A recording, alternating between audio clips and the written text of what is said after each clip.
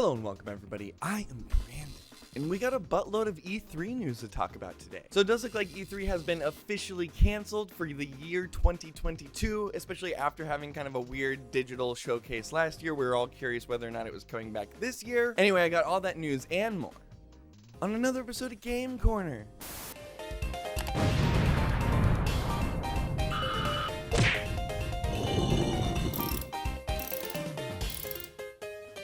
Thanks for joining me, everybody. If you like what I do, please like the video, subscribe to the channel if you'd like to see more, and I'll stop wasting your time. So last week, the ESA finally confirmed that 2022 E3 just wasn't going to be happening, and they officially canceled the show altogether. This news does come after we heard that they weren't going to be doing an in-person event this year, and we were still kind of waiting to see if they were going to end up doing a digital one like they did last year. Funny enough, the news didn't even come from the ESA themselves. It actually came from Razer's PR lead, Will Powers, who sent this tweet out saying, "Just got an email. It's official. E3 Digital is official canceled for 2022. Lots of mixed feelings about this." So the ESA is the people behind E3. It's this group who puts together the event and the show every year, and they actually had this weird digital showcase last year that was kind of half-baked for the most part. Half-baked. And they actually originally planned on having an in-person event this year, but actually canceled that back in January. And since then, the ESA's been pretty tight-lipped about whether or not they're actually going to be doing the showcase at all this year, and they kind of waited right up until the last second to actually say something. In fact, IGN has reported that they've had multiple comments from publishers saying that they're really frustrated with the ESA because they just haven't been very clear with their plans this year. And while a lot of these publishers don't exactly rely on E3 showcases to push their products anymore, it's still a pretty big cornerstone in the gaming community, so I'm sure a lot of them were kind of just sitting around waiting for them to say something about it. So the ESA did finally come out of their hiding place and make an official statement about whether or not E3 was canceled this year, and they mentioned that they'd be coming back next year with a reinvigorated showcase, and kind of go on to say, "We will devote all of our energy and resources to delivering a revitalized physical and digital E3 experience next summer.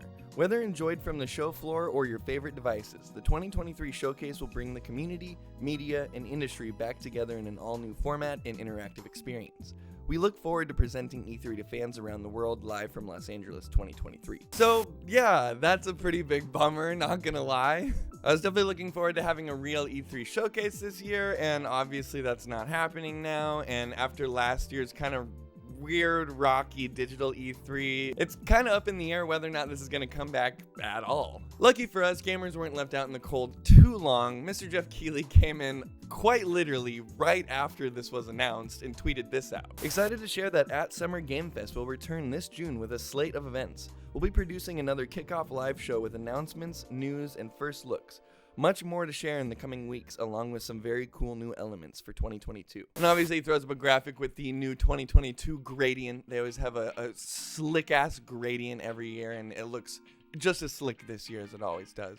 So if you couldn't tell, there is some light rivalry between Jeff Keighley's Summer Game Fest and the E3 showcase. Seeing as how Jeff used to be a huge part of E3 and actually was a big producer on the big Coliseum events that they'd have in person, and then he broke it off at the time, I think it was back in 2020, saying that he felt uncomfortable with what they were doing, and at the time they had opened the showcase to the public and also refused to do a digital event. And then after differing opinions, he just left entirely and made Summer Game Fest, which has obviously been a really big hit since it started coming out. And I definitely think you can taste a little bit of that salt in his tweet there. And it seems like he made the right decision, because E3 seems to just be dying on the vine right now. Like I said, after last year's rocky kind of digital E3, I think they're really nervous to kind of jump back into that space, seeing as how they definitely are better at doing those in-person events. And they clearly just didn't have the time to put together another event this year after last year's. And especially with people like PlayStation and Nintendo kind of like moving off and doing their own directs and just, you know, going right to their audience and telling them about what is coming out and what isn't.